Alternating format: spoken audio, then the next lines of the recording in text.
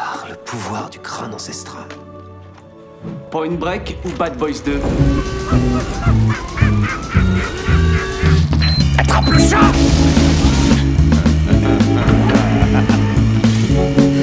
Et cette fois, John Wayne ne s'éloignera pas dans le soleil couchant avec Grace Kelly. C'est Gary Cooper, connard.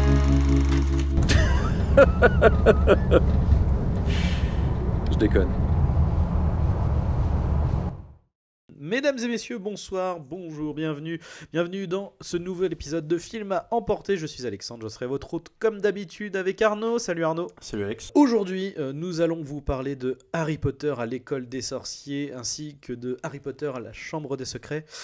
Tout simplement parce que le premier film fête ses 20 ans. C'est donc l'occasion de revenir dessus et de revenir sur sa suite qui sont tous les deux réalisés par Chris Columbus. Ce sont donc des films britannico-américains réalisés en 2001 et en 2002 par Chris Columbus avec Daniel Radcliffe, Emma Watson, Rupert Grint, Alan Rickman, Richard Harris, Maggie Smith et dans sa suite il y a également...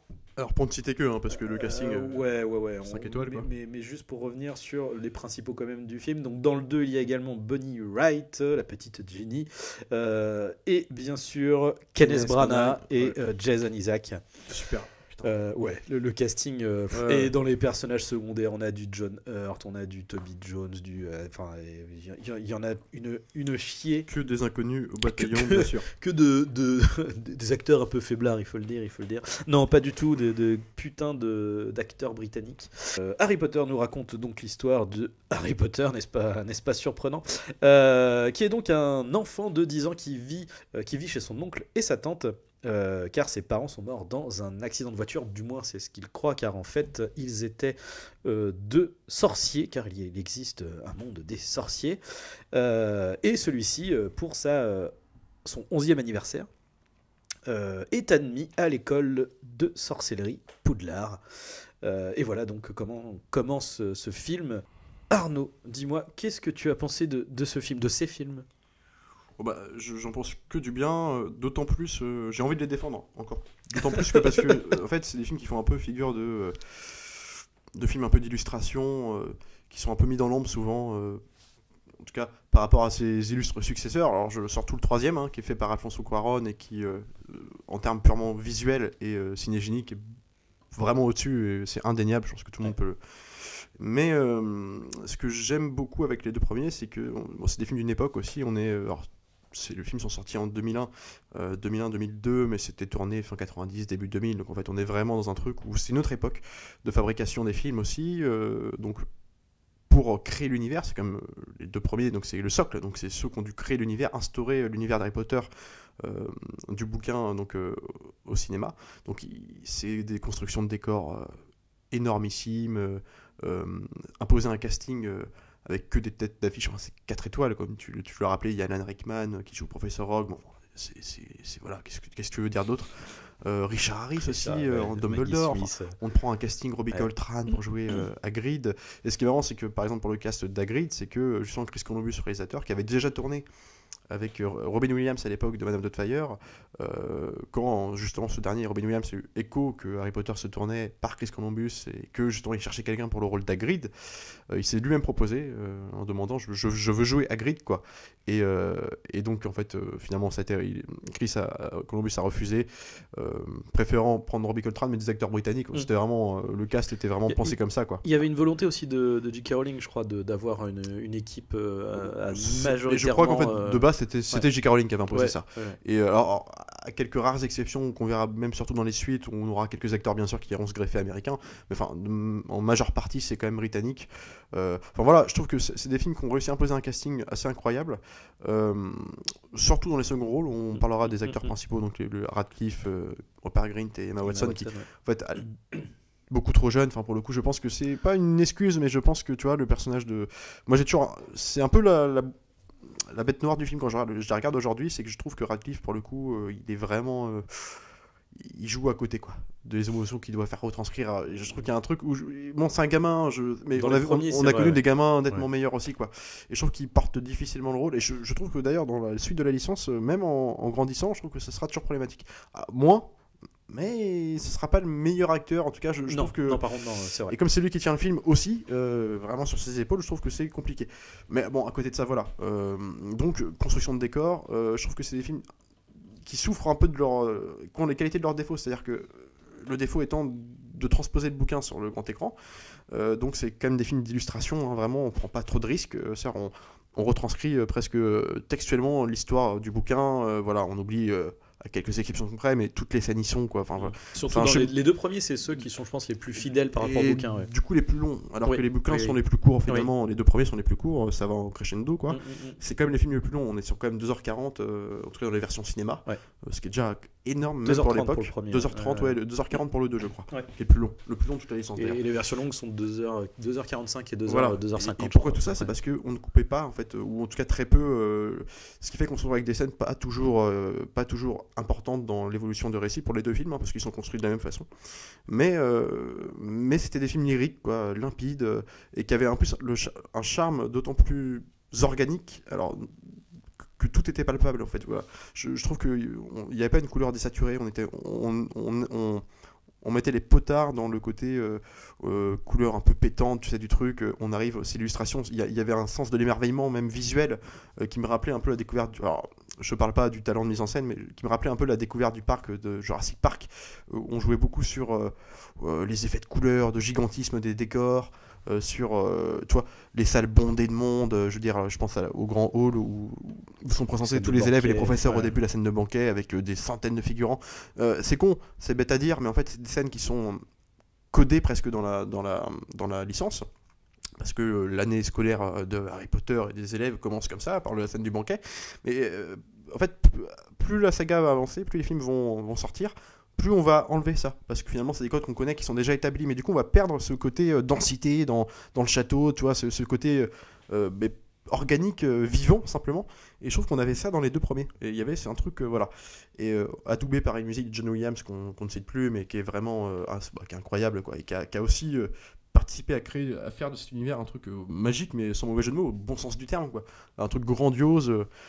Et j'insiste sur John Williams, c'est parce qu'en fait on a tous le thème en tête. Alors il a été secondé par un autre musico dans le 2, alors je sais plus son nom. C'est un mec qui devait faire des réagencements, mais qui a repris les thèmes aussi de John Williams, mais qui était là pour arranger, voilà.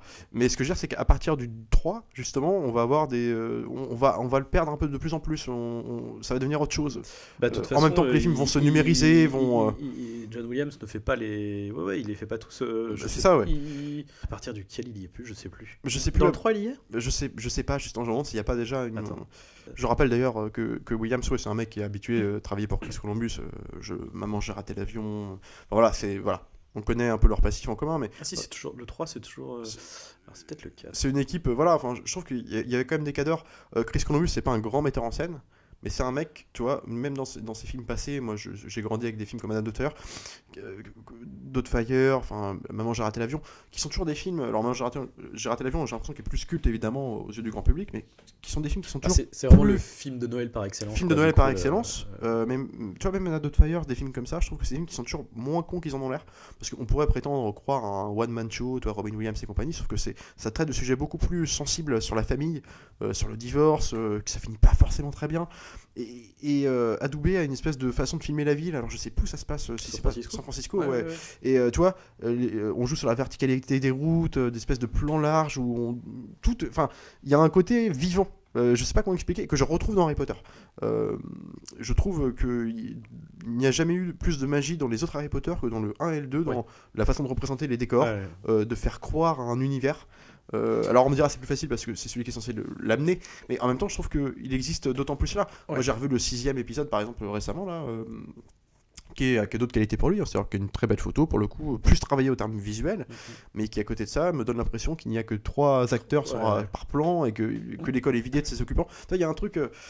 Et je rajouterais aussi que j'aime beaucoup un truc dans les deux premiers, c'est que, alors c'est surtout propre au bouquin, mais du coup retranscrit dans le film, je trouve que ça marche d'autant plus au niveau rythmique, c'est que malgré leur longueur, on reste sur une aventure en huis clos. On n'est pas encore dans la grande aventure, c'est-à-dire la grande aventure, je mets en jeu le personnage de Voldemort qui intervient, compagnie, qui est aussi la source de tous les problèmes que rencontre Harry Potter. Dans le 1 et le 2, il est là, mais sous une autre forme, et on est sur une espèce d'enquête plutôt au sein même de l'école. Finalement, ça reste le cas jusqu'au... jusqu'au Peut-être le au 4 4 qui change beaucoup où la donne change au voilà, final. ouais. Mais je trouve qu'on est sur une petite enquête interne à l'école et je trouve que ça donne aussi un côté un peu Amblin. Film Tu vois, ces d'enfant, productions, avec- films ouais, d'enfants. Et je trouve que ça, il y a une espèce d'aventure lyrique dans les deux premiers. Le 3 aussi à sa sauce, mais différemment, qu'on perd un peu plus au fur et à mesure. Donc voilà, c'est aussi pour ça. C'est quand même aussi, je pense, pour ça que Chris Columbus a été choisi pour le début. C'est justement que c'est un casting d'enfants qui doit porter le film et que c'est peut-être le mieux placé en fait pour gérer ça et pour réussir aussi, quoi. Je crois que c'est lui qui s'est proposé d'ailleurs. Ouais, Parce ouais. qu'à l'époque, ils ont proposé à Spielberg par Ouais. exemple. Spielberg qui lui du coup voulait le gamin de AI du coup après Ouais. de Sixième Sens. Il voulait le gamin de Sixième Sens et du coup c'est J.K. Rowling, comme on en parlait avant, qui a imposé du coup un casting 100% britannique et même du coup dans les comment dire, dans l'équipe technique. Oui, alors du coup, alors juste pour commencer, moi c'est un petit truc, mais ça m'énerve. En français, du coup, c'est à l'école des sorciers. Ouais. Et le titre original, c'est la Philosopher's pierre Stone. philosophale, Ouais, quoi. ouais. Enfin, il y a un moment donné, c'était des trucs, tu te dis, mais qu'est-ce qui se passe, quoi? Quel est le problème avec je sais pas. Je suis d'accord, je trouve qu'il est pas, pour le coup, il est pas ridicule le titre. Franchement, Je trouve que pour le coup, pour une exposition, on parle à un public qui éventuellement ne connaîtrait pas le bouquin. Je trouve qu'à la limite, mais... il passe une. Après, non, mais voilà. ça passe, mais c'est quand même un peu genre. Enfin, est-ce que le public français est si con que ça, Cette quoi? cette Genre- salmanie de production, Ouais, je mais suis bien d'accord. franchement, Effectivement. Enfin bref, mais ça c'est anecdotique, mais c'est juste voilà.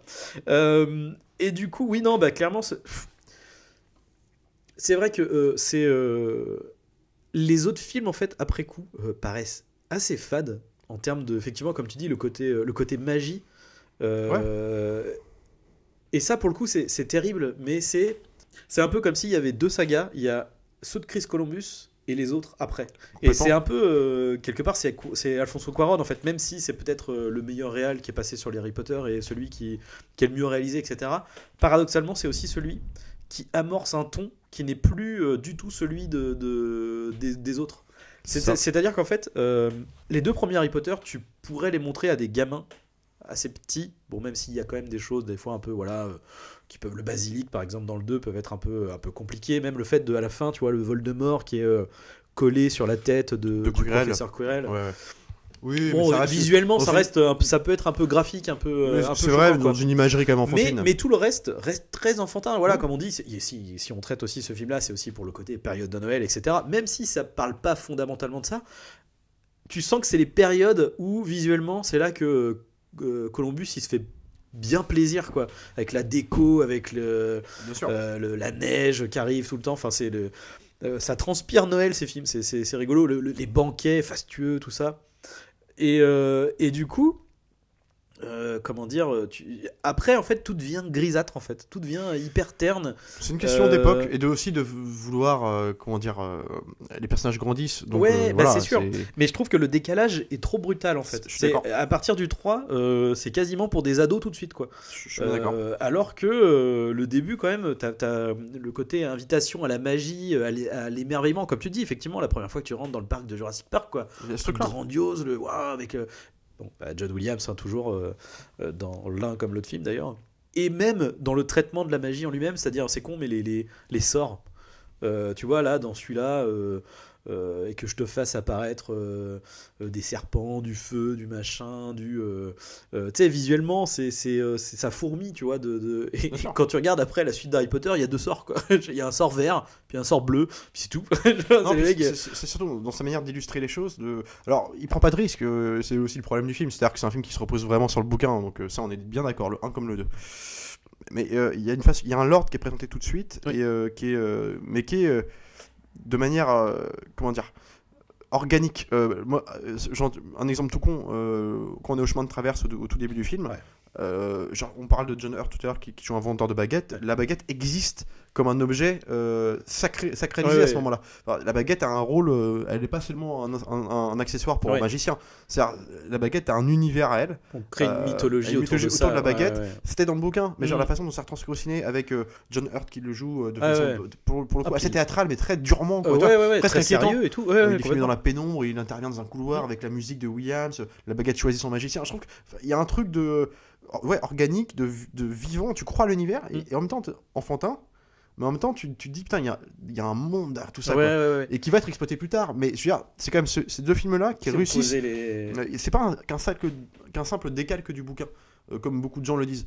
Je trouve qu'il y a quand même autre chose. Il y a une façon aussi de mettre en image le truc, agencement des séquences, savoir couper quoi au bon moment, tu vois. Il y a un truc qui passe bien, quoi. Bah en fait, le truc, c'est que je pense que quand les gens disent c'est qu'un simple décalque du bouquin, c'est plus par rapport au scénario. Ce qui est le cas, en fait. Et qu'effectivement, le scénario, il est quasiment tel quel. Presque à la lettre. Ils ont retiré Peeves, ils ont retiré les fantômes de Serpentard, en fait. Hein, parce qu'il y avait l'anniversaire de Nick Quasi sans tête, je crois, voilà. qui a été bouquin, coupé, mais parce que scénaristiquement dans le film, c'est là aussi c'est malin. Dans le bouquin, ça passe pour l'univers du truc. Dans le film, ça sert à rien, la narration. Alors, ça sert à rien. Par contre, encore une fois, tu vois, dans le paysage magique des films, dans l'esprit les fantômes, c'est des trucs qui disparaissent complètement alors que là, le simple fait de les avoir dans le plan, même si on s'attarde pas dessus, tu vois, bon, c'est rigolo, Nick Quasi sans tête, il a 2-3 répliques. En plus, c'est merde, comment il s'appelle? Je sais plus quel le jeu. Putain.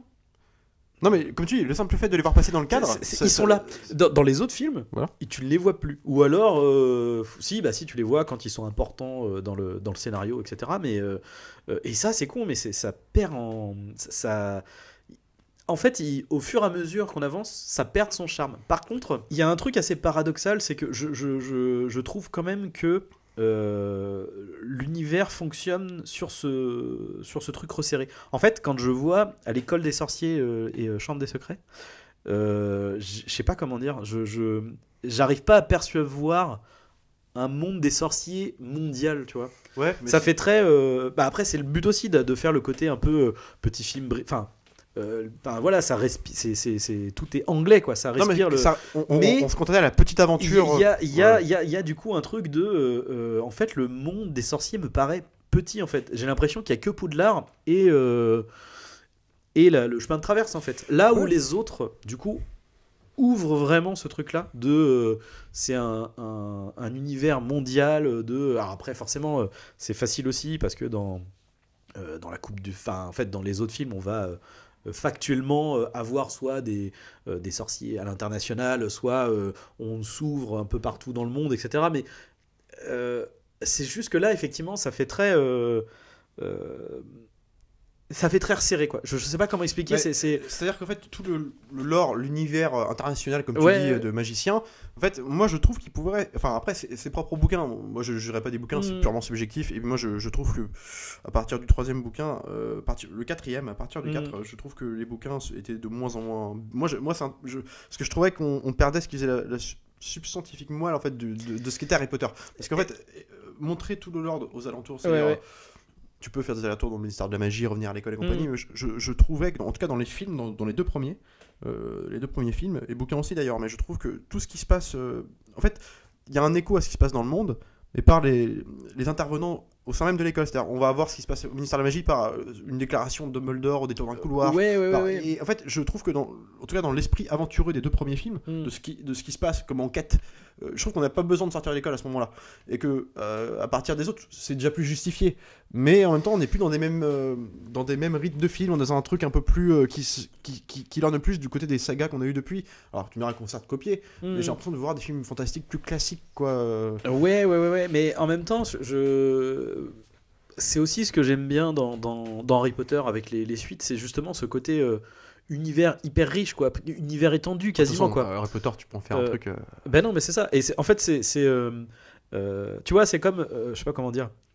Je vais comparer un peu à Star Wars, c'est-à-dire que dans Star Wars, t'as l'aventure simple, mais rien qu'avec la première trilogie, tu sens un monde qui fourmille autour. Qui est vaste autour. Ouais. Et Harry Potter, c'est aussi ça. Mais dans les deux premiers, je le sens pas. Parce que c'est aussi parce que c'est restreint à une petite aventure, etc. Et après, il y a quand même des portes ouvertes, effectivement, avec le côté Seigneur des Ténèbres, machin. Donc on te pose les bases un peu d'un conflit vraiment global et plus important. Donc c'est logique aussi, parce que vu qu'il y a le côté regard d'enfant, quoi. Ouais. Donc c'est aussi un film à échelle d'enfant, donc ça se justifie, mais c'est assez paradoxal, quoi. C'est à la fois, il y a ce côté film pour enfants avec le côté émerveillement magique et qui est vraiment hyper chouette et qu'on perd complètement à partir des films d'après. le ton est vraiment, je trouve que c'est vraiment criant, quoi. Non, mais parce que c'est une question aussi d'avancer dans l'âge et compagnie. Moi, il y a un truc quand même que j'ai remarqué, c'est que par exemple le troisième, Prison d'Azkaban, qui est en fait formellement qui est le mieux mis en scène, qui est simplement très bien mis en scène. Le troisième, pour le coup, qui a un aspect beaucoup plus gothique. Comment dire, on quitte vraiment, on quitte vraiment l'aspect pellicule des choses, tu sais, l'aspect vraiment studio, le charme un peu désuet des studios qu'on pouvait retrouver dans les deux premiers aussi par moment, tu vois. Carrément. Je pense à la scène de l'échiquier au final du Harry Potter l'école des sorciers, mais qui reste palpable, donc qui a toujours un truc que tu regardes, tu dis putain ça marche trop bien, tu sens le studio derrière. Là t'as un aspect plus numérique des choses parce que la caméra est plus aussi à faire des virevoltantes, voilà, on est dans un truc plus mais beaucoup plus poétique aussi le troisième. Mais en même temps, dans cette volonté, parce que les personnages grandissent, on est sur les 13-14 ans, donc on passage à l'adolescence, aspect plus sombre des choses, les menaces s'intensifient, Voldemort se resserre, se rapproche, entre guillemets. Et bah du coup, j'ai l'impression que Quaron cherche à complètement évacuer les deux premiers. C'est-à-dire, il faut faire c'est quasiment un reboot, le 3. Qu'est-ce qu'on fait ? Bah du coup, on enlève les costumes, ils sont habillés comme dans la vie de tous les jours, la plupart du temps en tout cas. On désature. Donc ça, on met plus de lumière. Là, c'est bon, l'aspect émerveillement c'est terminé, mais du coup c'est gris. Et puis à partir de là, le 4 revient un peu. Le 4, ils essayent un peu parce que on reste plus concentré sur l'école aussi, mais avec voilà. Disons que l'école est remise au goût du jour avec le tournoi des trois sorciers qui vont se passer là-dedans. Mais ce que je veux dire, c'est que le 4 en tout cas, c'est vraiment un truc plus sombre. On veut faire un truc plus sombre, donc on va mettre les potards dedans.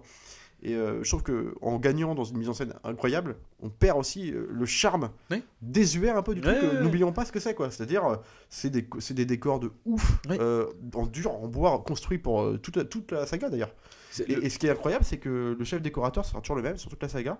Il va devoir en fonction des réalisateurs, travailler avec eux, donc à jouer sur l'aspect numérique des choses. Et t'as l'impression qu'à la fin, t'as même plus trop d'école, en fait, au fur et à mesure qu'on regarde les grandes salles. Et surtout, l'école fait de plus en plus vide. Ouais. Et l'exemple typique, c'est le 6, le Prince Emmêlé. T'as l'impression qu'il y a que. Alors, c'est aussi la volonté du réalisateur, j'imagine. T'as l'impression que t'as 5 acteurs, t'as plus rien de vivant, quoi. Tout est mort, gris, quoi. Et alors, c'est dans le ton du film. Mais en même temps, ça me sort. Je suis plus dans Harry Potter. Et là, tu repenses, t'as une ampleur qu'il y avait dans les premiers, qui était perdue, quoi. En fait, c'est effectivement, t'as l'impression que dans les premiers, il y a je sais pas combien de promos dans l'école, et puis après, t'as l'impression qu'il y a juste la promo d'Harry Potter. En Exactement. Fait, et d'ailleurs, c'est con, mais tu le vois bien en plus, le truc de comme t'as les différences d'âge, etc. T'as le. Comment on appelle ça ? T'as le. Avec le Quidditch, du coup, t'as le capitaine de l'équipe de Quidditch. Donc, tu vois les différentes promos, entre guillemets, de l'école, quoi. Et oui, non, après, effectivement, ils sont 4 pécos dans l'école. Et pour le coup, à la bataille de fin, par contre, là, ils sont 15 millions, tu vois. Bon, même s'ils rajoutent des gens de l'extérieur, mais quand même, t'as ce côté où, genre, même au sein de l'école, ils sont une chier, du coup. C'est très bizarre. Mais par contre. Et même dans le décor, tu sais, le côté, je sais pas, t'as toujours dans les deux premiers des torches allumées, des trucs. T'as les détails, on insiste sur pas comment dire, sur sur les gravures, sur les tableaux, les machins. Puis t'as surtout plein de petites références qui passent. Alors pas direct si tu veux, mais pas forcément des films ou des livres qui sont explicités. C'est vraiment des trucs qui passent comme ça. Mais moi j'ai retrouvé du Edgar Allan Poe là-dedans. C'est les visites du château, alors avec les torches, quand c'est pas des torches, la cape d'invisibilité, tu sais, où tu vois le concierge Rusard qui se bat avec son chat. Il y a un truc comme ça, presque de maison hantée. Et le 2 appuie beaucoup là-dessus. Le 2 c'est un slasher en fait quand tu y réfléchis. Oui, c'est vrai. Et c'est une dynamique un peu de slasher pour enfants. On s'entend pour enfants. Et c'est vraiment ça. Et puis du coup, toi c'est un truc con. On parle les films sont de plus en plus sombres parce que les personnages évoluent, la menace est grandissante. L'histoire une des plus sombres, le 2 est pas mal là-dedans. On parle quand même entre guillemets, hein, si tu vas très rapidement dans la définition de ce que raconte le film, c'est en gros t'as un monstre sorti d'une pièce secrète, donc la chambre des secrets dans le deuxième, qui se balade, tue. Alors normalement il tue. Sauf qu'en fait, il ne tue pas parce que il faut regarder dans les yeux pour mourir. En fait, là, il y a toujours un subterfuge, et qui est plutôt malin, d'ailleurs, comment c'est trouvé. Mais je veux dire, c'est quand même un truc c'est un slasher, c'est Michael Myers qui se bat dans l'école, quoi. C'est ça. Et avec en plus un passé trouble, éventuellement. Et c'est traité en plus comme tel, dans le sens où t'as le truc, comme on est dans un monde magique, etc. Avec Harry Potter, quand t'entends des voix qui. Bien sûr. Et du coup, tout est traité effectivement comme dans un film d'horreur. Avec des sentiments de culpabilité ou l'espèce d'harcèlement qui se transforme en regard méprisant parce que. Comme il parle au serpent et qu'on découvre que celui qui ne peut ouvrir la chambre des secrets est forcément quelqu'un qui parle au serpent parce qu'il est descendant de Serpentard, tout le monde le soupçonne, donc un truc comme ça. Même les seuls personnages sur qui tu peux t'apitoyer, c'est-à-dire les personnages de sécurité qui sont Hagrid, en fait, finalement, ils vont être dégagés parce que Hagrid est suspecté d'avoir. Ouais. On pensait qu'il avait ouvert la chambre des secrets à l'époque, qu'il a encore ouvert cette année, donc on pense que c'est lui.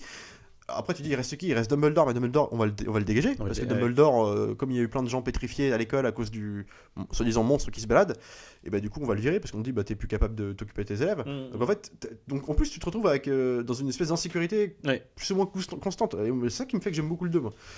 Et d'ailleurs, je repense à un truc par rapport à tout ça, parce que, bon, du coup, finalement, le 2, c'est aussi, je veux dire, Serpentard, c'est des nazis, en fait, tu vois, je veux dire, c'est vraiment, et ils aiment pas, donc du coup, l'équivalent des juifs, c'est les Sandbourg, du coup. Ce qui rend aussi le truc d'autant plus glauque, d'ailleurs, hein, c'est vraiment, les nazis, ils ont créé une arme pour tuer juste spécifiquement tous les... Tu fais, wow, okay, là, on parle, c'est aussi le bouquin, mais genre, oui, bien sûr. Le film insiste beaucoup. Mais la manière dont c'est montré, je veux dire, quand tu vois Jason Isaac avec ses cheveux blancs, enfin, je veux dire, c'est un gros arien, le mec, quoi. Il est traité comme ça, enfin comme Drago Malfoy, tu me diras.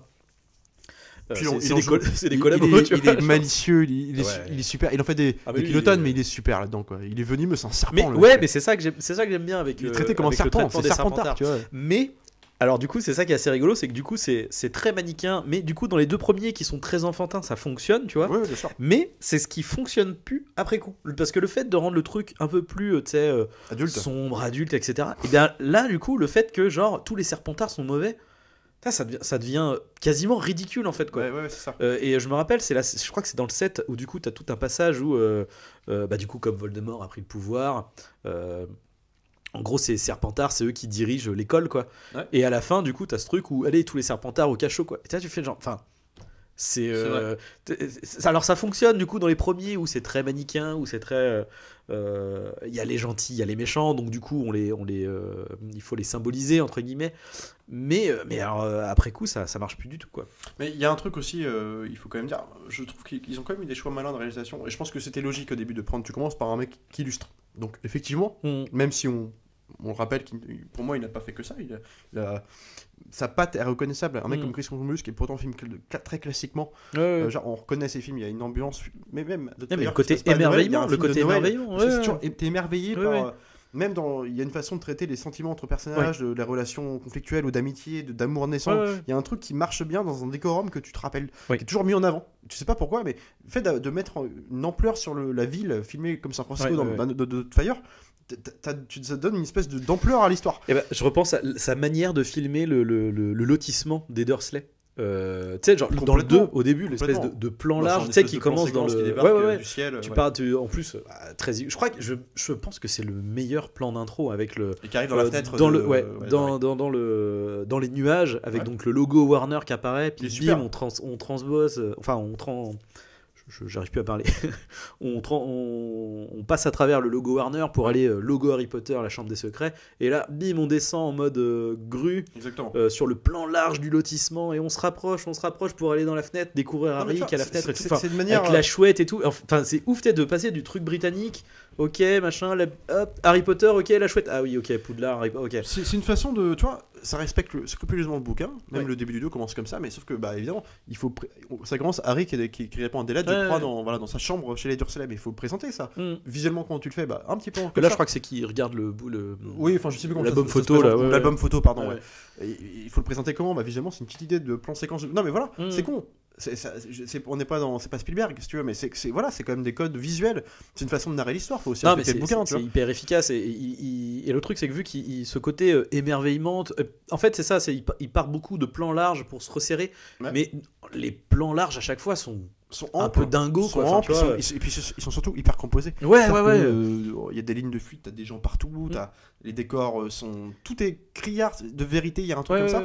Et je parlais aussi dans la licence, ils sont quand même, quand je dis que c'est logique, c'est de prendre un mec comme Chris Columbus qui va être un mec super bien pour présenter l'univers. Quand il s'agit de faire grandir les élèves grandissent simplement, d'amener la menace comme dans les bouquins va grandir, se rapprocher, il faut changer de ton. Donc il fallait le faire si tu veux. Je pensais, moi j'aurais préféré que ça reste comme dans une charte un peu plus qui respecte les premiers. Mais bon, ça a été fait différemment, mais d'avoir payé un mec comme Quaron, c'est super malin. Puis mais c'est Quaron, il aurait fallu qu'il intervienne plus tard, quoi. Quaron aurait été très bon pour l'Ordre du Phénix, qui est quelque part celui qui est censé être le plus sombre. Enfin, c'est pas faux. C'est faire la bascule. Parce que la vraie bascule, c'est le final du 4 en fait. Et c'est ça. À partir de là, tu peux te permettre, mais ce que je veux dire, c'est que bon, ça a été fait pour le 3. Oui, après, le 3, il y a une imagerie qui correspond, l'imagerie loup-garou, gothique. Merde, les trackers. Les Et puis trackers, les ouais, Trackers. Genre, il n'y a pas une scène qui vaut, malgré tout, la Ouais, je pense ouais. pour les deux premiers. C'est quand même indéniable de dire. Enfin, la présentation de Poudlard dans le 3, avec le chant des. Ouais, Enfin, je veux dire, ouais. c'est incroyable, quoi. Et puis, l'espèce de. Les saisons d'automne, vraiment bien. Avec, tu suis toujours une chouette qui va Ouais, passer ouais, dans. Qui te présente l'école en 3D, quoi. Enfin, je veux dire, c'est incroyable.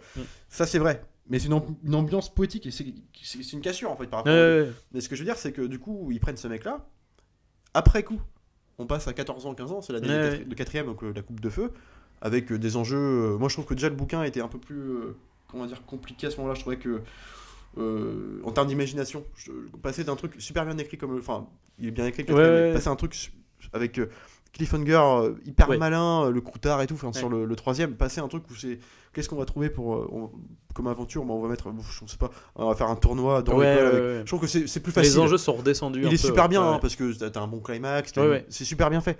Mais c'est plus facile comme écriture, le quatrième. Et je crois qu'à partir de là, déjà, le bouquin, ça se répète ou ça part dans des directions un peu. Je suis pas trop fan de. Enfin, peu importe. Et je trouve que le 4, ce qui est malin, c'est que 14 ans. Qu'est-ce qui se passe quand on a 14 ans? On l'était avant, mais on commence à s'intéresser vraiment aux nanas. Et bah là, du coup, on prend Mike Newell qui avait fait 4 Majeurs d'enterrement, qui vient de la comédie romantique anglaise, entre guillemets, quoi, et qui va vraiment axer son film là-dessus, quoi. Donc, entre deux épreuves du fameux tournoi, on va voir le bal qui était dans le bouquin. Mais là, il va mettre longtemps à s'attarder dessus, ce qui peut créer des trucs un peu cucu, hein. Faut voir Hagrid danser avec. Mais c'est rigolo, mais ça fait partie du dans le bouquin ton aussi. d'une comédie anglaise aussi. Il y a un c'est truc. sûr. Et donc c'est intéressant de prendre ça. Mais bon, je trouve que on met trop souvent de côté les deux premiers parce que du simple fait du classicisme du mec, du fait qu'il n'y a pas un plan qui se démarque plus que de l'autre, mais c'était une façon de faire les films à l'ancienne, non, puis surtout, qui a une ampleur, qui a un vrai charme désuet. Moi, quand je le revois aujourd'hui, ça me plaît toujours. Hein. Moi, les deux premiers, franchement, c'est pas la nostalgie qui parle, c'est vraiment, je remarque des qualités de narration. Non, mais c'est surtout que, je trouve que c'est Chris Columbus, c'est quand même peut-être le premier, le vrai architecte, enfin, J.K. Rowling forcément, mais en tout cas au niveau des films, c'est l'architecte de toute la saga en réalité, quoi. Parce que il a tout créé aussi, quoi. Enfin, visuellement, c'est lui qui a tout créé. C'est le choix du casting. Enfin, le casting, ça c'est quand même parce que c'est de toute la saga, que les épisodes soient plus ou moins bons. Le casting, c'est ce qui est. Non, mais c'est mention spéciale Alan Rickman, professeur Rock. Alan Rickman, Maggie Smith aussi, beaucoup. Enfin, je trouve que c'est les deux. Quand tu lis les bouquins, tu les vois en fait. Mais même si t'avais pas vu les films, tu vois leur gueule, quoi. Exactement. Tu vois leur gueule. Maggie Smith, qu'on avait connue, qui tourne depuis toujours, que moi je me rappelle d'elle dans Mort sur le Nil, déjà de John Garman en 77, je crois, qui était le whodunit Agatha Christie, mais elle était là depuis toujours. Elle a joué une servante, tu sais, d'une riche héritière. Il y avait un truc. Tu prends des acteurs comme ça, c'est des gueules. Et ils en font quelque chose. C'est pas seulement on a pris ces acteurs. Non, c'est ça. C'est qu'en plus, Maggie Smith, elle est hyper charismatique. Richard Harris, quoi. Richard Harris, pour le coup, que je préfère à Michael Gambon, qui sera son remplaçant à partir du 3ème, parce qu'il décédera. Il est décédé, il sera au tournage du 2ème à la fin, avant la sortie du 2. Et du coup, il avait un ton, on en avait déjà parlé de ça, mais un ton plus posé, moins excité. C'est qu'il est plus, il est très Merlin, vieux sage, mais sur qui on peut vraiment compter. Alors oui, après c'est vrai que ce que je disais là où... Mais en fait, quelque part, ce changement de Dumbledore, même si ça a été fait parce que il se ressent quand même. Oui, quand même. Mais ce que je veux dire, c'est qu'il y a aussi, c'est aussi représentatif du ton, quoi. C'est-à-dire que effectivement, tu vois pas Richard Harris se battre contre Voldemort dans l'épisode 5, tu vois, c'est compliqué. Il crève d'un coup, mais il peut pas bouger, quoi. On a parlé de lui il y a pas longtemps, il était dans Gladiator, mais effectivement. Mais il a une prestance. Enfin, toi, moi, Richard Harris, quand il bouge pas sur son buffet, il impose la sagesse, le respect directement. Il y a un truc comme ça, même dans sa façon de parler, il est plus lent. Il y a un truc il joue. Et ce que j'aime beaucoup avec Rickman, justement, il se paye les meilleures scènes dans le 3, moi je trouve, malgré tout. C'est que le 3, il sait l'exploiter de façon. Voilà.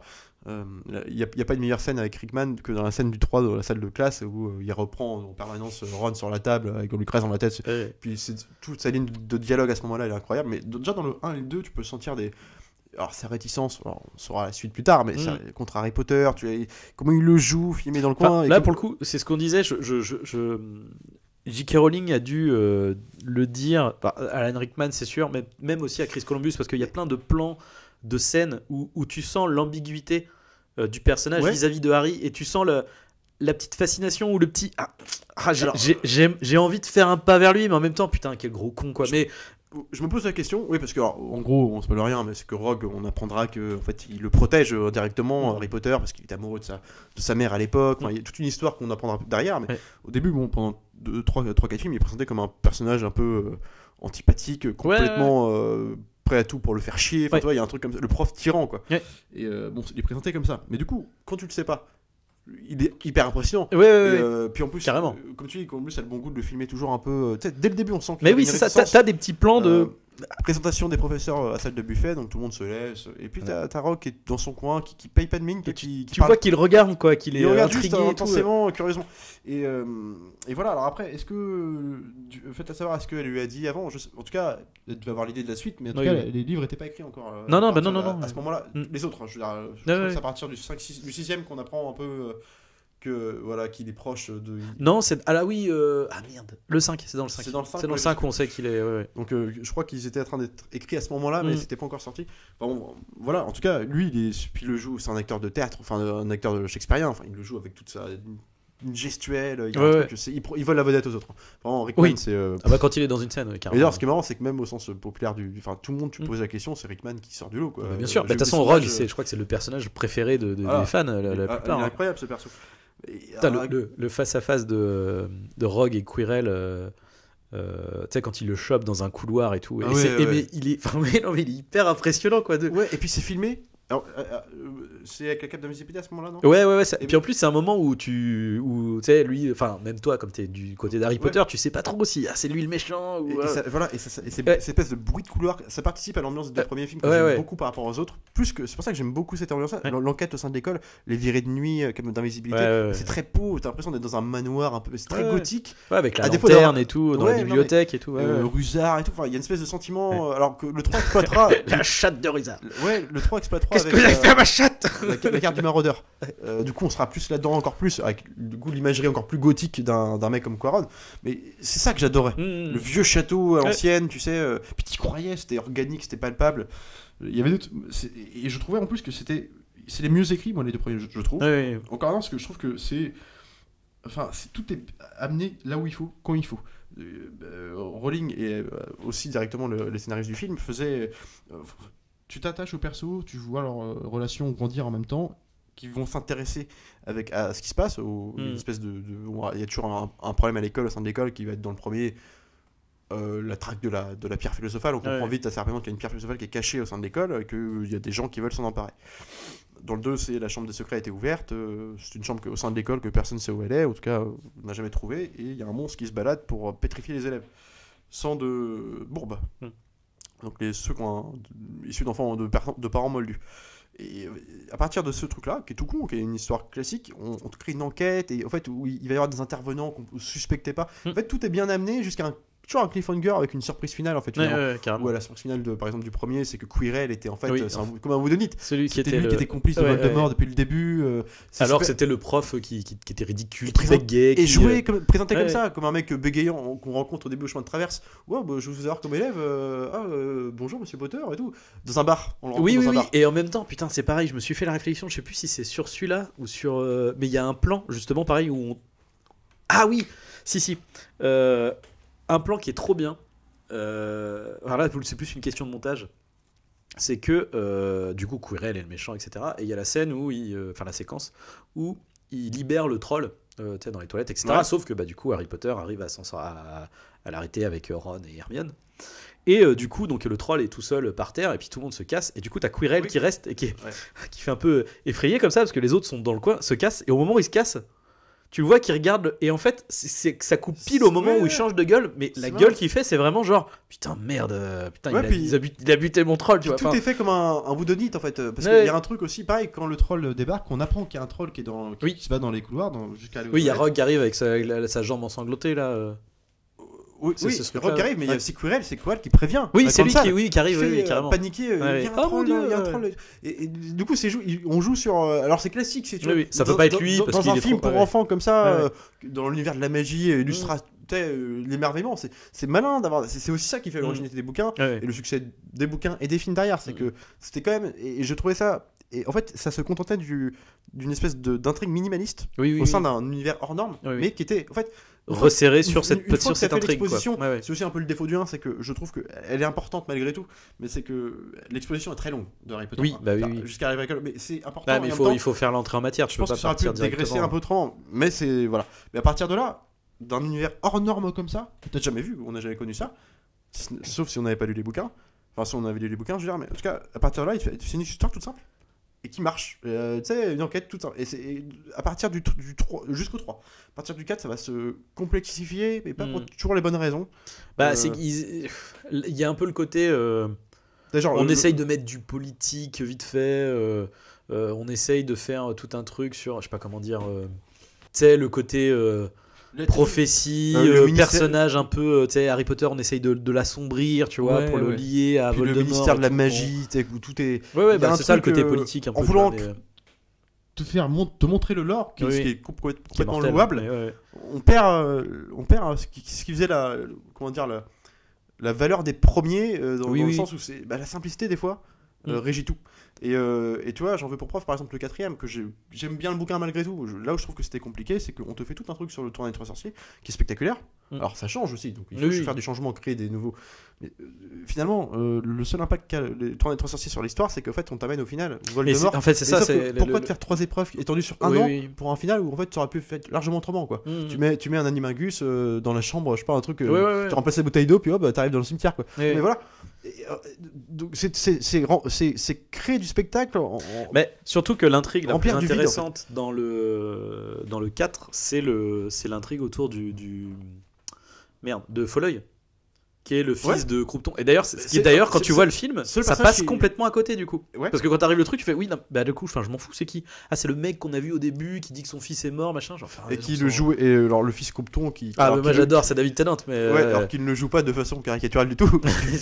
non, mais en Ouais. même temps, il y est tellement peu que si tu veux C'est vrai. mettre l'accent sur lui, t'es obligé. Enfin, franchement, ils étaient Ouais, obligés de faire un truc un peu Dans un univers comme ça. grossier, tu vois. Et puis oui, c'est tu vois le haut Tu en peux pas, couleur, si etc. tu peux pas te le remettre là, tu le feras d'une part quoi. Je veux dire, c'est comme l'Estrange. Hein, je veux dire, Béatrice, c'est pas la Helena Bonham Carter, c'est pas la meuf la plus subtile du monde dans Harry Potter. Tu vois. Complètement, mais le problème. Mais ça marche trop bien, Elle a tu vois. toujours joué comme ça, Ouais, et ouais, puis mais c'est ça marche ça trop qu'on bien. aime aussi. Mais tu vois, ce que je veux dire, c'est que par exemple, là aussi où je dis que l'exposition est longue dans Harry Potter, mais en même temps elle est complètement. Enfin, c'est paradoxalement, c'est qu'elle est presque obligatoire en fait. Elle est obligatoire. Mais oui, oui. Traiter de cette manière-là, parce qu'en fait, rien n'est acheté dans les scènes Non. de l'exposition, parce qu'en fait, t'as toute une information à chaque Parce fois oui. qui va te servir plus tard dans Et le puis film. il faut poser aussi le côté pour que l'émerveillement fonctionne à son paroxysme. Il faut rester dans le monde du réel pendant Oui. un bon moment. Et puis poser le fait que, enfin, pour lui c'est l'enfer quoi. Non, mais Et c'est ça qui est intéressant, c'est le côté où putain, à chaque fin de film, alors même si c'est ça qui est rigolo, c'est que même s'il finit sur une note très positive, t'as quand même cette histoire de bah ouais, mais va falloir retourner chez tonton et tata quoi, et ça va être horrible quoi.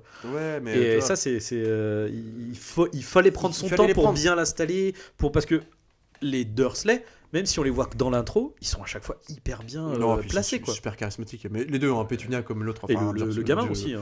Dudley, enfin. Ouais, non, mais complètement. Alors, par contre, tu vois, là où ça va poser problème dans la suite, c'est que plus Ouais. les bouquins vont s'étoffer, plus ils vont devoir charcuter. Et moi, Oui, le problème bah, que j'ai, à chaque fois c'est ce qui Et passe à la pire de trappe. tous Hein. pour ça. Alors après, moi j'ai lu jusqu'au 5ème, donc je sais pas Ouais. comment ça s'est passé pour les autres, mais en tout cas, le 4ème c'est le pire pour ça. Parce que le 4ème commence, on te vend. Ce qui est dans le bouquin d'ailleurs, la Coupe du Monde de Quidditch au début, qui commence, on est dans la fin des grandes vacances, des vacances scolaires, avant d'arriver à la rentrée. Tu vois pratiquement jamais ce qui se passe dans le match. C'est très. Littéralement, ce qui se passe, je crois que c'est coup de sifflet de départ, tu vois. Et puis cut. Ah ouais, on a gagné, machin a gagné, Ouais. tout ça. Tu fais genre, ouais, d'accord, ok. Donc on n'aura rien du tout, quoi. Vite, Ouais. le tournoi des 3 sorciers, qui est quand même la problématique principale du film, en fait, c'est quand même l'enjeu, gagner cette Oui. coupe. Ah, il y a aussi le fait de. Bon, il y a quand même l'histoire autour de qui a mis le nom d'Harry Potter. Qui a mis le nom d'Harry Potter, donc oui, mais tu vois, c'est. Oui, ça passe très vite à la trappe une fois que. On se ouais, tient ouais. pendant 15 minutes, puis après. C'est vrai que c'est l'enjeu du début puis de la toute fin. D'ailleurs, c'est ce qui est d'ailleurs le Ouais. plus intéressant normalement. Mais du coup, oui, non, on se concentre sur l'épreuve. Qui a mis le nom, parce qu'en plus ça lui crée des problèmes, même relationnellement, Bah oui. genre Ron lui en veut, est jaloux, et tout ça. Alors, c'est posé pendant 15 minutes ce problème, qui a fait ça, puis après, une fois que le tournoi commence, bah, le problème c'est le combat, maintenant on y est, faut se y préparer. On oublie complètement qui a posé le truc. Alors en plus, ils essayent de te faire un truc un peu près malin, alors le directeur de l'équipe, alors, Oui, qui est un ancien qui mort, tout ça, rentre dans la dans la salle où il y a le trophée où tu mets le papier pour t'inscrire, quoi. Tu le vois rentrer de nuit comme ça, regarder, alors tu te dis bon bah c'est lui, tu vois, où il joue là-dessus, quoi. Et on t'oublie ça.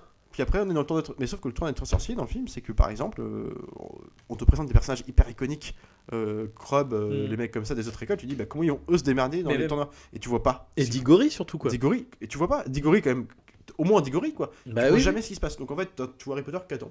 On raconte tout seul, on leur dit c'est votre tour.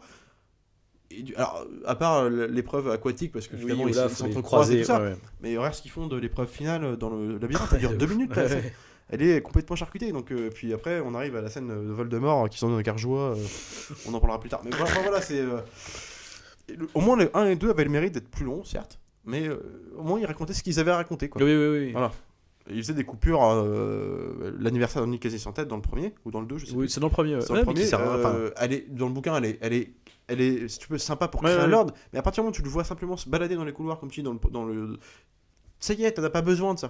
Ça aurait été un caprice de. Oui, ça aurait été vraiment pour. Ça aurait été la version longue de Peter Jackson du Seigneur des Anneaux pour. Ah, mais je veux mettre cette scène. Mais ça aurait été une jolie scène, je trouve. Il aurait été bien foutu. Mais c'est pas. C'est pas nécessaire, quoi. Non. Mais du coup, alors. Après le casting, il faut aussi qu'on parle quand même des principaux, c'est-à-dire les enfants. Où là. C'est plus compliqué. C'est plus compliqué. Alors c'est plus compliqué, mais je trouve quand même, quoi qu'il arrive, et ça du coup c'est aussi à la décharge de Chris Columbus et de la directrice de casting, je ne sais plus comment elle s'appelle. Il y a un rôle aussi important à jouer, c'est David Heyman, hein, et le producteur, oui, carrément, qui est là depuis toujours et qui a tout fait. Merde, aussi pour. J'ai plus le nom de la. Ils ont casté un nombre incalculable d'enfants pour Harry Potter, pour jouer Harry Potter. Ce qui a fait qu'ils ont décidé de prendre Daniel Radcliffe, c'est que le directeur de casting connaissait son père. Et alors, il avait retrouvé une salle de spectacle, il était derrière, il avait vu, il avait fait un casting, ça avait marché. Mais n'empêche que je trouve que les 3 gamins, c'est. Alors, certes, après, c'est des enfants, tu vois. C'est sûr qu'il y a de meilleurs enfants d'acteurs. Mais par contre, je trouve que ils ont la gueule. Ils ont complètement. C'est eux, quoi. Physiquement. Clairement, Daniel Radcliffe, tu l'as foutu les lunettes, oui. C'est le gamin que tu vois sur ta couverture quand tu fais un. Après, il pouvait pas le prévoir, mais dans les suites, le problème, c'est qu'il va pas grandir, en fait. Il va rester tout petit. J'avoue, oui. Après... Mais moi, je trouve qu'en tout cas, les 3. Même si effectivement je pense que le meilleur quoi qu'il en soit ça restera Drago Malfoy, ça restera Tom Felton, surtout vers la fin, qui est charismatique aussi de base, donc ouais, mais il n'empêche que tous les acteurs prennent du galon et c'est quand même de mieux en mieux au fur et à mesure de la saga quand même. Ouais, enfin, Radcliffe j'ai quand même du mal, hein. Faut le voir, un personnage iconique comme ça, Harry Potter, tenir sa baguette des 2 mains, après regard de Niel, attends les mecs, joue quoi. Ouais, mais après, ça, je trouve que c'est quand même aussi beaucoup de la direction d'acteur. C'est-à-dire que, tu vois, par exemple, ça passe dans les 2 premiers. Parce que c'est quand même des gamins de 10-12 ans. Donc, oui, c'est sûr que c'est parfois un peu approximatif. Mais la direction, le montage, la mise en scène fait que la faiblesse de ces acteurs enfants, elle est compensée, entre guillemets. Tu vois ce que je veux dire ? Mais là où tu as raison sur la direction d'acteur, c'est que j'en veux pour preuve, c'est par exemple Emma Watson, qui est pas une grande actrice, hein, on est d'accord, mais elle est mignonne, elle était mignonne à l'époque, et elle sera toujours mignonne. Moi j'étais amoureux d'elle quand j'étais petit, donc je la défendrai toujours. Mais n'empêche que moi l'avoir chialé là, en permanence là, parce que je sais pas, Neville va se faire engueuler en classe et elle n'a rien à voir avec ça, puis je la vois pleurer, genre. Il y a un moment, est-ce que tu. Le pire, c'est dans le 2. La scène du 2, donc la chambre des secrets, t'as. En gros, t'as tout un espèce de gimmick ou truc comique qui revient souvent dans le film, c'est que Ron a sa baguette cassée. Coupée en 2, puis il la ficelle comme il peut, mais du coup, les sorts qu'il envoie, ça marche pas ou pas vraiment. Ah oui, je vois ce que tu veux dire. Tu vas t'en rappeler. Alors, il envoie un sort pour se venger de Malfoy, parce que Malfoy a insulté de sang de bourbe Hermione. Donc il lui envoie un sort, et puis en fait, ça crache les limaces qui lui revient en pleine gueule. Donc en fait, il est malade, il crache lui-même des limaces. Donc Ron et Hermione, toujours sous le coup d'insulte qu'elle a reçu de Malfoy, l'emmènent chez Hagrid pour essayer de faire quelque chose pour qu'il le soigne. Arrive à découvrir ce que c'est que des sangs de bourbe. Et voilà, il explique les sangs de bourbe, le pourquoi de l'insulte et pourquoi le sort est parti. Puis alors, t'as Hermione qui m'a insulté de sang de bourbe, puis alors elle commence à pleurer. Bon, tu fais d'accord, et puis sauf que là, Chris Columbus va la filmer, insister là-dessus. T'as un dialogue genre, t'inquiète pas, tu vaux beaucoup mieux que ça. Hagrid qui dit ça à Hermione, t'inquiète pas, laisse tomber ces insultes, t'es mieux que ça. Et puis t'as un plan, un espèce de champ contre champ avec Hagrid, et t'as un plan sur Hermione qui pleure, qui le regarde avec le sourire parce que merci de me dire ça. Contre champ, donc tu reviens sur Hagrid qui fait de rien. contre-champ, tu reviens sur le. Et tu fais arrête. Oui. T'en as 3 comme ça. Oui, Et là, ça devient ridicule. Tu fais non, attends. Oui, après, j'allais dire, c'est mignon, c'est, tu vois, c'est Oui, le gamin que tu réconfortes, quoi. Donc, elle est mignonne, quoi. Oui, bon, bah, oui, c'est un peu ridicule, c'est vrai. Mais bon, en tout cas, je trouve que ça reste. Enfin, ça va, tu vois. Je trouve que mine de rien, c'est quand même difficile pour un gamin de 10 ans de porter un film, un espèce de grand film comme ça, Bien sûr. blockbuster, je sais pas combien de millions de budget, quoi. 100 millions. Et le premier. alors 125 millions pour le premier, 100 125, millions ouais. pour le deuxième. Ce qui s'explique pas, parce que le premier étant plus cher, alors parce qu'on se dirait pourquoi il y a plus d'effets spéciaux dans le deuxième, ce qui est vrai. Ouais. Plus cher en cher aussi, c'est que le premier, ils ont créé tous les studios, enfin tous les décors Bah, qui ils ont vont tout servir créé et- derrière pour. qui va alléger le budget considérablement D'ailleurs, pour j'ai surtout, notamment surtout le de- 2 qui effectivement, je crois que c'est quasiment les mêmes décors en fait. C'est le même décor, bien sûr. Il y a rien qui toujours, change. la Ouais, forêt ouais. interdite. Mais tu vois, qu'est-ce qu'on a vu j'ai fait j'ai vu. J'ai fait T'as fait une interview de j'ai fait Chris. une interview de. Comment il va alors de Chris, super. Christophe. Non, mais j'ai eu une interview de lui qui raconte que. Enfin, justement, le premier, il avait une énorme pression sous les épaules parce qu'il Ouais. fallait adapter cet univers-là. Que lui, il avait accepté le film, de faire ce film-là parce que c'est sa gamine qui, en lisant, Ouais. l'avait conseillé, puis il remettait ça plus tard, il a fini par lire et trouvé ça super. Donc voilà, et ça s'est goupillé comme ça. C'est lui qui a approché les studios pour faire le film. Il avait un passif avec Maman, j'ai raté l'avion qui était un succès, les enfants, donc ils l'ont pris tout de suite. Pour le 2, ils ont voulu le garder, ça se passait super bien avec les enfants, il y avait une espèce de familiarité dans leur rapport, un truc. En fait, lui, il tenait à instaurer une espèce de côté familial, Ouais. une bonne humeur quotidienne sur le plateau pour que les enfants se sentent bien. Ouais. Il devait gérer aussi avec, dans le premier, avec le côté, les enfants jouent dans Harry Potter. Ils avaient le sourire jusqu'au. Enfin, tu vois, ils étaient tous surexcités, donc c'était compliqué à gérer. Dans le Ouais. 2, il y avait déjà ce côté, ça a été tourné très rapidement après. Ouais. 3 jours après la sortie du premier au cinéma, donc en fait, ils ont commencé à retourner dans le même studio. Donc il y avait déjà les enfants étaient habitués. Comme il disait, ils avaient plus peur en fait de tout l'équipage technique, l'appareillage et tout ça. Mais du coup, ça avait mal commencé aussi parce que, alors du coup, le film commence, le tournage du 2, c'était le 11 septembre qui s'était passé. putain, ils apprennent ouais. ça dans les studios de Londres, tu sais, donc t'avais tout un truc comme ça, une espèce d'ambiance un peu noire qui était sur le studio. Mais après, comme le dit Chris Columbus, l'avantage de tourner le deuxième directement après, avec la sécurité, parce qu'ils avaient en même temps direct les sorties, tu vois, ça marchait de ouf. Ils savaient que ça marchait, donc allez-y. Ils avaient fait, ouais. ils s'étaient déjà débarrassés de l'exposition de Harry Potter. Maintenant, on est dans l'école. Le film commence tout de suite très vite avec la voiture volante et tout ça. On arrive à l'école très rapidement. D'ailleurs, t'as même plus la scène du buffet en fait. Elle est expédiée. Oui, après c'est dans le bouquin, c'est pareil. C'est Parce dans que le du coup, bouquin. vu que t'as Voilà. la voiture volante. Et en fait, du coup, il se permet lui-même de faire une mise en scène. Alors, un peu plus caméra flottante, tu sais, Ouais. un peu plus. On s'autorise plus de trucs. Dû aussi au fait qu'il y a beaucoup de scènes de gros morceaux de bravoure d'action dans le film Oui, aussi. Hein. T'as la carrément. scène des araignées, tu vas voir le basilic à la fin. T'as beaucoup de trucs. Et du coup, je trouve que le film est plus spectaculaire aussi. Beaucoup plus spectaculaire que le premier. Ouais, je trouve qu'on gagne aussi en effet visuel. Alors, je pense qu'ils ont dû racheter un peu plus de thunes. Vraiment en post-prod, il y a un truc où tu sens que, genre, la scène des araignées, tu compares. L'ogre, enfin pas l'ogre, pardon. Oui, le troll. Le troll des cavernes du premier. Je trouve que là, on gagne quand même en qualité. Ouais. Après, la technologie, c'est con, mais même en un an, surtout à cette période-là, la technologie bien a sûr. fait pas mal de progrès aussi. Hein, mais, Bien sûr. Ouais. alors après, il y a un truc qui, je trouve, a pas vieilli, c'est les balais. Les Ouais. vols au balai, c'est. Enfin, je trouve ça. Alors, dans le premier, plus que le premier, pour le coup, toi, je pense à la scène du cours avec l'actrice qui parle. Ouais. Ce qui est marrant, c'est que l'actrice qui faisait le professeur, je sais pas, ils l'ont dégagée parce que ils ont estimé qu'elle avait plus d'importance dans les suites. Mais parce que c'est vrai qu'on la voit que là, l'actrice qui fait. Ouais. Mais du coup, effectivement, les scènes de ballet, j'ai trouvé un peu plus hésitantes dans le premier. Parce que pour le coup, on est sur des mouvements moins. Ouais, lisses, mais alors oui, c'est vrai, mais il y a quand même des mouvements. Enfin, t'as quand même des trucs de. On voit l'acteur partir devant, puis faire le tour. Et enfin, en vrai, franchement, tu regardes le truc, tu fais Enfin, putain, je mais pense à la comment ils ont scène fait ça, quoi. En plein cours en fait où justement Neville Ouais, c'est ça. vole de lui-même et se Ouais. casse la gueule, donc du coup la prof l'emmène à l'infirmerie et pendant ce temps-là t'as une espèce de guerre d'ego Ouais, entre ouais. Malfoy et Harry Potter pour C'est ça, c'est cette séquence-là. Et le truc, c'est que dans cette séquence-là, il y a des plans où vraiment, bah, forcément qu'il y a du numérique aussi, mais putain, il y a des plans, tu fais putain, sur le même plan, il y a des mouvements, ça, je fais pourtant, ça a pas l'air d'être des doublures numériques, franchement, c'est chaud. C'est pas tellement, effectivement, les mouvements sont plutôt lisses, fluides et c'est plutôt bien foutu. C'est en fait, quand tu regardes, c'est des fonds derrière de l'espèce de décor en fond. Alors oui, par contre, oui, des fois, Et ouais. notamment dans le 2 aussi, c'est problématique. Mais dans le 2 est plus spectaculaire aussi là-dessus, c'est plus surenchère. Ouais. C'est que Le petit. le 2, parce que je pense que le 2 avait plus de moyens, alors non pas Ouais. au final, mais c'est pour tourner les scènes, parce qu'en fait les décors étaient encore une fois étaient construits, Ouais. mais du coup à partir de là ils étaient plus libres de faire ce qu'ils voulaient.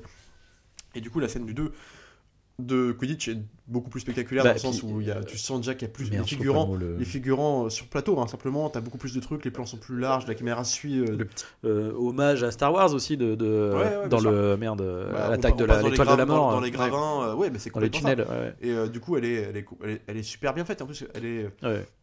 Avec le cognard en Et plus puis, qui rentre en scène à ce défonçait moment-là Harry plusieurs Potter, enjeux, c'est-à-dire que tu as l'enjeu de rattraper le livre d'or. Ouais. Donc Harry Potter veut le rattraper, en même temps il se bataille avec Malfoy qui se trouve être lui aussi Ouais. l'attrapeur de l'équipe adverse, de Serpentard qui est à côté de lui et essaie de l'attraper en même temps. Mm. En même temps, tu es dans les gravins, tu dois esquiver des panneaux de bois, des Ouais, planches, c'est ça, des trucs. ouais. Puis en même temps, tu as le cognard qui est derrière et qui va qui a été ensorceler, ouais. ensorcelé pour en fait tuer Harry simplement, ou en tout cas le blesser très le blesser gravement, très fortement quoi.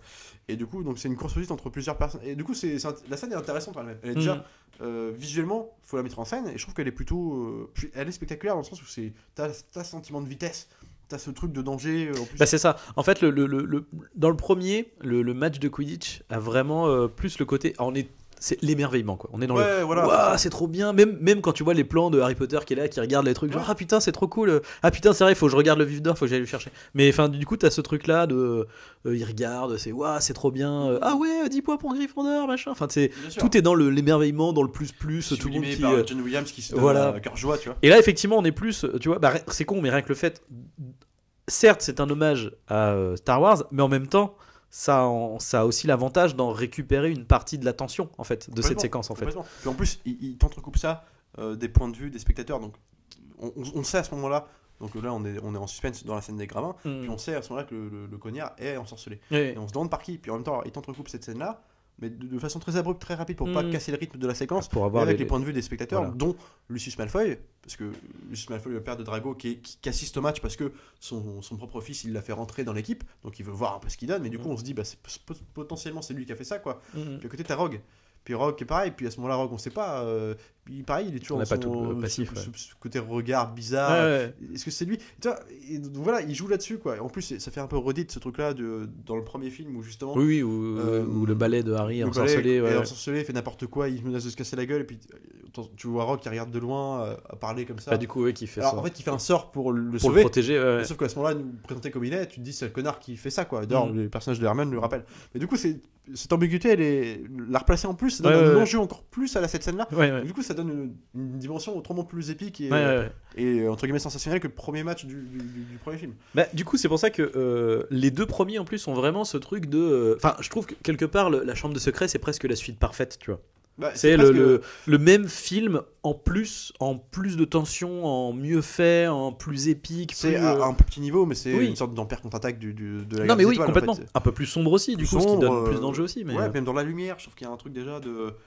Ils ont pris le chef. Alors, le chef-op, c'est le mec qui avait pris. Je crois qu'ils l'ont changé par rapport au premier. Oui. Mais c'est le mec qui avait travaillé pour Terry Gilliam, qui avait fait Brésil, des films comme ça. Ou le directeur photo, je sais plus. Pour le deuxième, je sais plus. Alors attends, le deuxième. Je sais pas si c'est le directeur photo ou le chef, mais il y a eu un changement à ce niveau-là. Le mec qui a fait Batman de Tim Burton, mais déjà une influence plus noire gothique entre guillemets quoi. Et ça se ressent, moi je trouve. Monty Python, Brésil, oui c'est ça, c'est le deuxième. C'est le deuxième. Et notamment dans les Batman, oui c'est lui. Dans les couloirs, enfin tout comment il filme les couloirs, il y a une espèce de truc. Puis il y a une proportion encore au décor gigantesque. Faut quand même se taper. Faut voir la chambre de secret à la fin. Alors il y avait les dimensions, c'était 60 mètres carrés sur, enfin je sais plus, 60 mètres sur je sais plus combien, enfin plus grand encore que la grande salle de buffet. Enfin tu vois, pour dire qu'il y avait déjà cette propension à créer des choses. Qui s'est perdu au fil du temps. On a réutilisé des décors et numérisé d'autres. Il y avait un truc comme ça. Et là, tout est encore palpable. Le final du deuxième, la chambre des secrets, le combat contre le basilic, pareil, c'est une animatronique, quoi. En grande partie des plans, en tout cas. Bah, forcément, les gros plans larges où ils bougent, c'est du. Tu vois, ça, mais plus d'impact. Les gros plans et tout, c'est mortel. C'est l'impact des dinosaures de Jurassic Park contre Jurassic World aujourd'hui. Tu sais, quand tu le vois, quand il va dans une espèce de tunnel. Avec le basilic a les yeux crevés et puis t'as la gueule du basilic qui est juste devant lui puis là il ouvre la gueule et tu vois les dents et tout super bien éclairé à ce moment-là. Puis même il y a des plans hyper épiques quoi à la fin quand il est sur la statue de Serpentard et puis t'as un espèce de plan du serpent qui est en large comme ça ça marche du tonnerre quoi enfin je veux dire c'est quand même ça a de la gueule quoi c'est aussi pour ça que j'aime les deux premiers c'est que il y a malgré une espèce de mise en scène plutôt classique. Dans le classicisme des fois ça donne ouais mais en même temps je sens alors c'est presque dommage un peu peut-être pour Chris Columbus c'est que je pense que ça aurait pu être un peu son film virtuose mais le fait que ça soit une machine vraiment très lourde Ouais. fait que justement Il joue un peu la sécurité. il peut Ouais. pas avoir ce truc virtuose de mise en scène, tu vois. Et d'ailleurs, les producteurs, enfin David Lehman était tellement content du travail de Chris Columbus, forcément des recettes engendrées par les films qui étaient monstrueuses à l'époque. m'étonnes. Parce que déjà, de 1 et le 2, on approchait déjà le milliard. Hein. On était dans les 900 millions, je crois, de box-office, ou 878 millions pour être précis. Il y avait un truc comme ça dans le premier, le 2 pareil. Enfin, voilà, des succès populaires hors normes, quoi, attendus aussi. Hein. Et lui, donc David Lehman voulait insister pour qu'il fasse le troisième. Quoi. En plus, il avait créé, comme je disais tout à l'heure, une espèce de familiarité, Avec les acteurs et sens tout. de l'équipe, de l'équipe, voilà, qui était. En fait, lui, il a voulu partir parce qu'il se sentait exténué, parce que c'était intensif, c'était des tournages qui ont duré un peu la manière de Tarzano, entre Ouais, il a c'était quasiment dans les fait 2 ans, d'un coup. entrecoupé par 3 semaines, un mois de vacances. Enfin, tu vois, il y a un truc, il était épuisé, quoi. Puis en plus, il avait une lourde pression sur les épaules, parce que, comme il disait, le premier, il était. Lui, il jouait, il disait sur le plateau, il jouait le mec, le bon père, tu sais. Ouais. Et en fait, il était mort de trucs. Ouais. Et le 2 il était déjà plus tranquille parce que voilà, ça il avait déjà placé son. Il voyait, bon, il voyait que dans les projections test, ça marchait bien. Et il connaissait les décors, voilà, l'équipe, et voilà. Mais le premier c'était une horreur pour lui, quoi. Puis là, du coup, il voulait prendre du recul. En glissant l'idée à David Lehman qu'il serait quand même partant à faire le tout dernier. Sans savoir encore de quoi ça allait partir.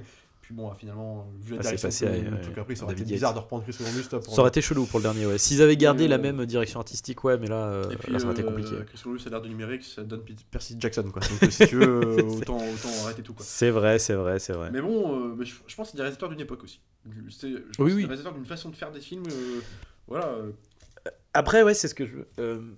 Comment dire, il y a un truc qui est quand même intéressant, je trouve, avec Chris Columbus, c'est que, et d'ailleurs on le voit là, tu vois, sur Harry Potter 1 et 2, c'est qu'ils ont complètement la même gueule, tu vois, entre guillemets, ils ont vraiment la même. Ouais. Et pourtant les directeurs photos sont différents. Et souvent ça, enfin tu vois, c'est que je trouve qu'il y a des directeurs photos qui sont, enfin plutôt des réalisateurs qui sont entre guillemets trop faibles, et du coup c'est le directeur photo qui va plus porter l'ambiance et l'image du film.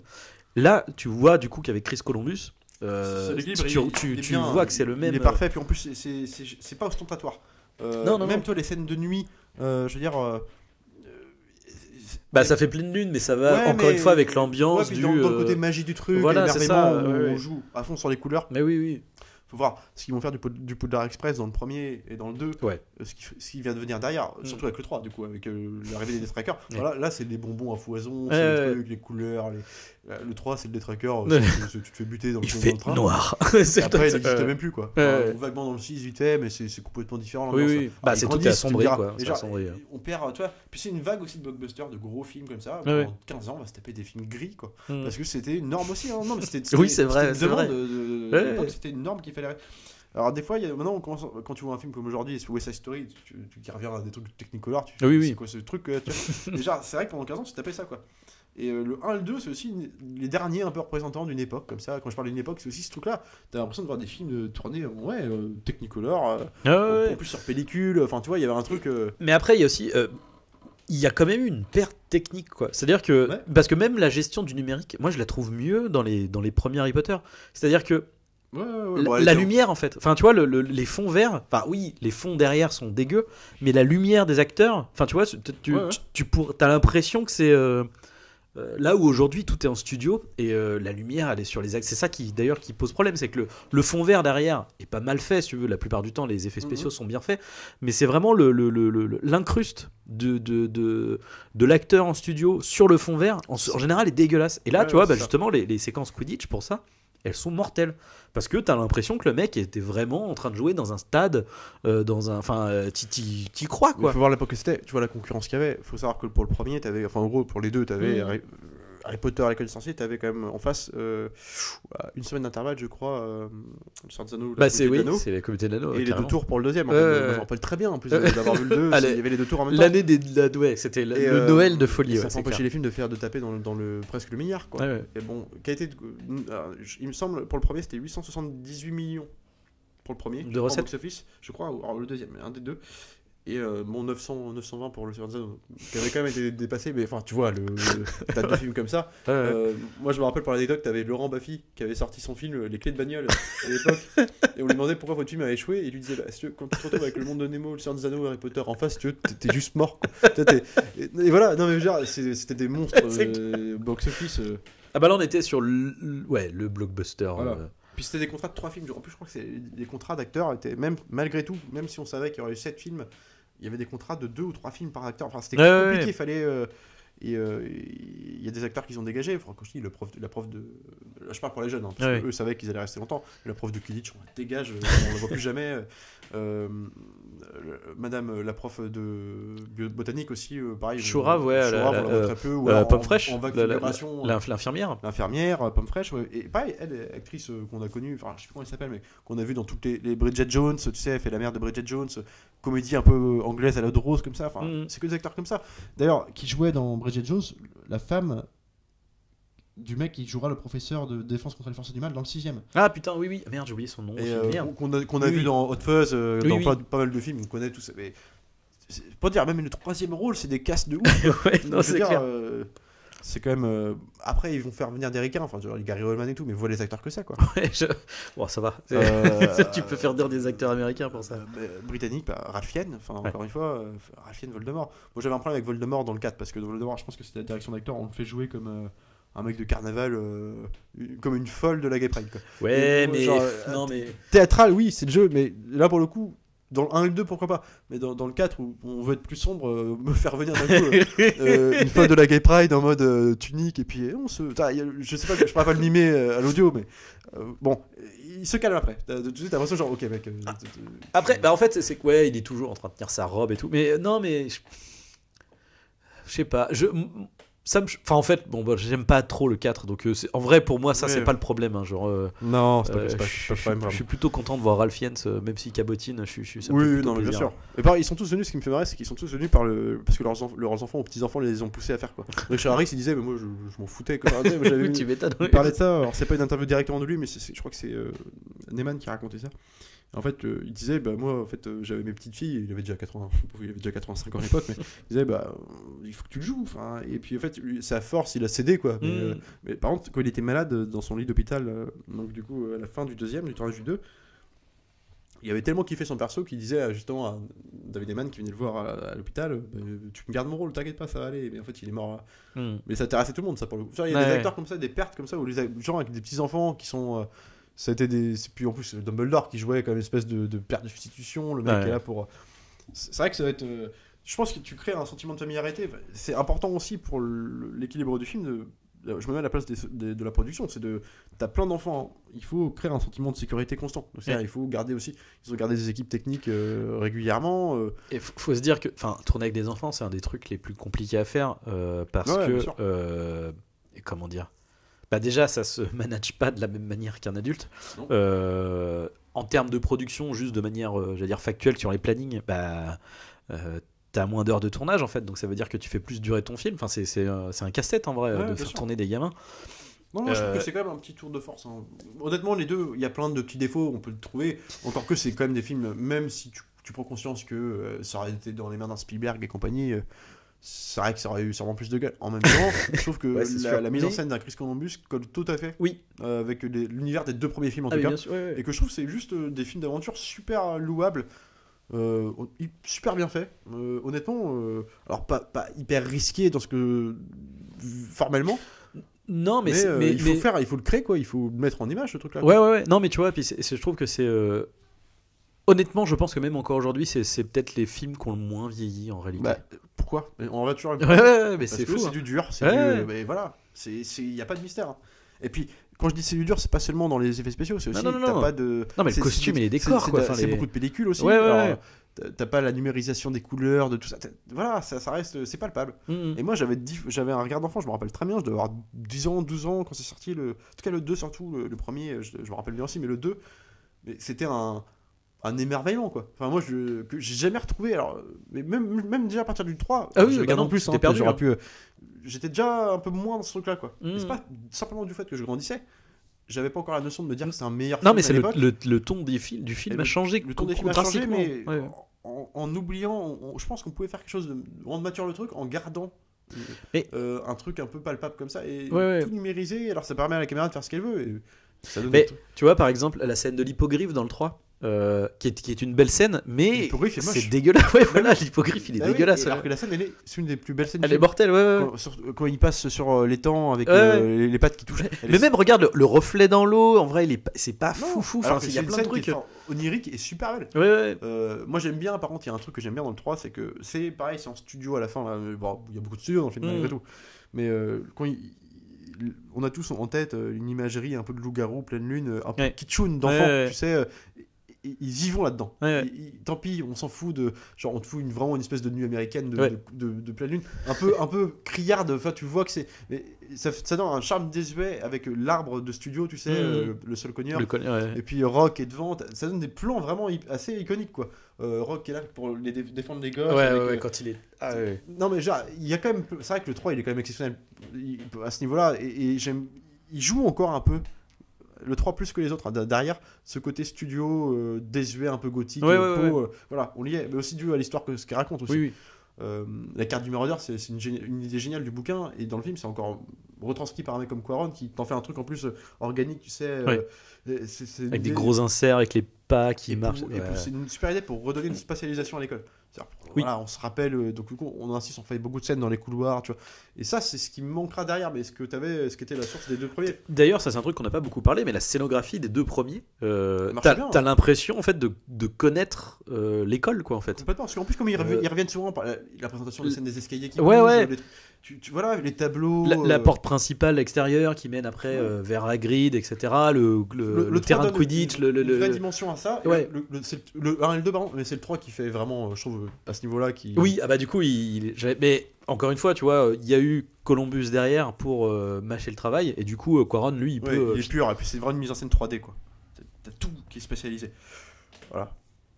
Voilà, donc c'était notre avis, c'était notre retour sur Harry Potter à l'école des sorciers, et bon, on a un peu Divaguer, bah, sur de toute façon, Chambre des secrets, puis voilà, on est obligé de parler de la on saga. parle de hein. ça exactement, même si bon, on s'est quand même concentré sur les deux premiers, donc c'est l'anniversaire, hein, il faut le rappeler, Parce que 20 jour pour ans jour, déjà. de la sortie du 1, en tout cas en France, c'était le 5. Je crois que c'était le 15 décembre ou un truc comme ça. C'était juste avant Noël, hein, c'était vraiment juste Ouais. avant Noël. Et voilà, donc on se retrouve la prochaine fois. On se retrouve la prochaine fois pour. Merde, je ne sais plus. C'est Scream ou... Attends, c'est Non, lequel c'était le qui sort 22 décembre. Non, Je rectifie. Le 22 décembre, je crois le premier. Pour Scream. on se retrouve pour le Patriote pour la sortie du prochain film de Roland Emmerich. Salut à tous, salut Arnaud. Salut.